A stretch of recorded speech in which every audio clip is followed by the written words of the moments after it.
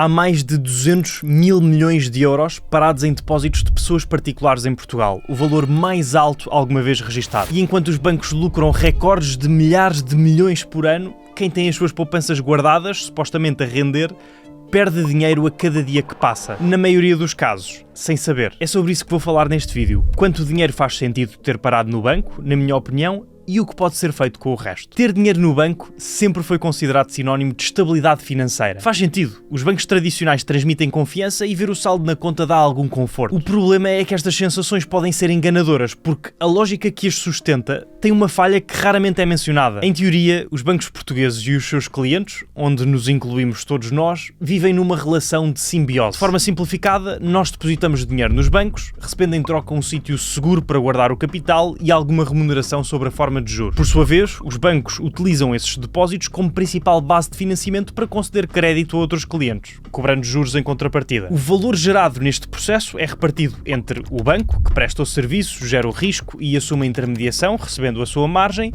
e os depositantes, que fornecem o capital, sendo remunerados pela sua poupança. Só que na prática esta relação não é tão equilibrada como seria de esperar. E em Portugal isso é particularmente evidente. Nós analisámos os números e entre dezembro de 2024 e dezembro de 2025, as taxas de juros do crédito de habitação, que representa mais de 3/4 do crédito em Portugal, baixaram de 3,2% para 2,84%, o que corresponde a uma descida de 11,3%. No mesmo período, as taxas de juros pagas aos particulares pelos depósitos a prazo caíram de 2,16% para 1,36%, uma diferença de 0,8 pontos percentuais, que representa uma queda de quase 40%. Assumindo que a taxa dos depósitos deveria variar ao mesmo ritmo que a taxa do crédito de habitação, que tornaria esta tal relação simbiótica mais justa, a taxa média dos depósitos teria terminado o ano em cerca de 1,92%, em vez de apenas 1,36%. Aplicando essa diferença apenas aos depósitos a prazo, que totalizavam 114.800 milhões de euros dos mais de 200 mil milhões em depósitos totais a dezembro de 2025,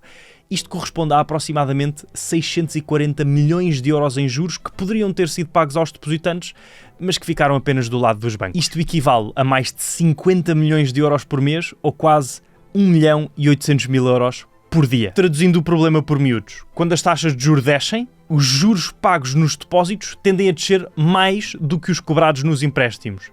E quando as taxas sobem, o contrário acontece. Os juros pagos sobem menos do que os cobrados. Em ambos os casos, o depositante recebe menos. Porquê é que isto acontece? A razão é simples. Enquanto as taxas de juros do crédito de habitação estão, na sua maioria, indexadas ao mercado e ajustam-se automaticamente com a evolução das taxas de referência da zona euro, as taxas pagas aos depositantes não. São definidas de forma livre por cada banco, que tem todo o incentivo para as manter o mais baixas possível, porque isso aumenta diretamente a sua margem de lucro. Ora, com uma taxa de inflação média anual na ordem dos 2%, os juros pagos aos depositantes são, na maioria dos casos, insuficientes para manter o valor das poupanças das pessoas, quanto mais aumentá-lo. E se ainda se considerarem as comissões bancárias, que estão cada vez mais altas, há casos em que os juros recebidos nem sequer chegam para cobrir aquilo que se paga ao banco para lá ter o dinheiro. No fundo, há muitas pessoas que não só não rentabilizam as suas poupanças, como ainda pagam para poupar. Agora, existirá a forma de evitar a assimetria de taxas de juro praticada pelos bancos tradicionais?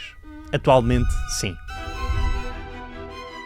Durante as últimas décadas, as opções disponíveis para quem queria guardar dinheiro de forma simples e acessível eram relativamente limitadas. Deixar o dinheiro em casa, colocá-lo numa conta à ordem que não paga juros, constituir uma conta poupança com taxas de juros residuais ou fazer um depósito a prazo que costuma pagar pouco e imobiliza o capital durante meses ou anos. Na prática, não havia muito mais a considerar. Nos últimos 3 ou 4 anos, esse cenário começou a mudar. Com a subida das taxas de juros na Europa e uma geração jovem cada vez mais informada e interessada em procurar alternativas à banca tradicional, vários intermediários financeiros identificaram uma oportunidade. Criaram soluções de poupança que remuneram o dinheiro parado nas contas dos clientes sem prazo fixo, sem montante mínimo, com os juros indexados às taxas de referência e a serem calculados diariamente. Foi assim que surgiu aquilo a que muitas plataformas chamam remuneração sobre o capital não investido. Uma das que oferece esta funcionalidade é a Trading 212, o patrocinador deste vídeo. O princípio é simples. Mediante a autorização, o dinheiro que está na conta e não se encontra aplicado em ativos como ações ou ETFs é aplicado em depósitos a prazo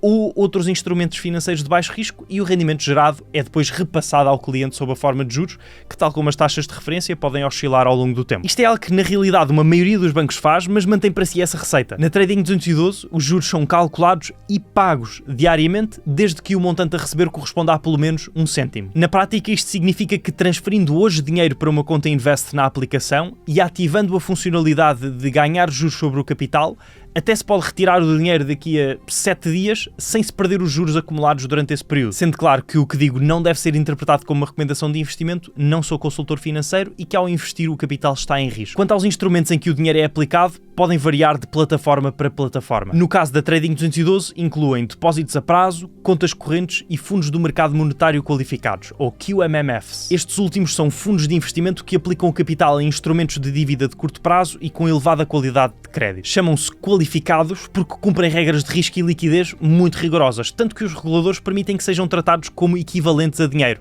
razão pela qual fundos de pensões, seguradoras e grandes bancos também os utilizam. É uma solução que existe há décadas no mercado institucional e que estas plataformas tornaram agora acessível a qualquer pessoa. Seja em QMMFs ou em depósitos, na Trading 212 é sempre possível ver de que forma e com que instituição é que o dinheiro está a ser mantido. Para isso basta abrir a aplicação, para quem ainda não tem conta criada e tiver interesse em fazê-lo, pode seguir o primeiro link da descrição e depois, já cá dentro, clicar nos 3 traços horizontais no canto inferior direito. Depois ir a juros sobre o capital e vir cá abaixo a esta secção que demonstra a alocação. À data da gravação deste vídeo, a taxa de juros é de 2,2% ao ano para o euro e quem tiver dólares ou libras britânicas até pode receber mais, 3,3% ou 3,55% respectivamente. Recordo que deve sempre ser feita uma pesquisa própria antes de se investir em qualquer ativo ou usar um serviço para o efeito e que às funcionalidades da Trading 212 se aplicam os termos e comissões disponíveis no website. Ok, portanto, o problema está identificado.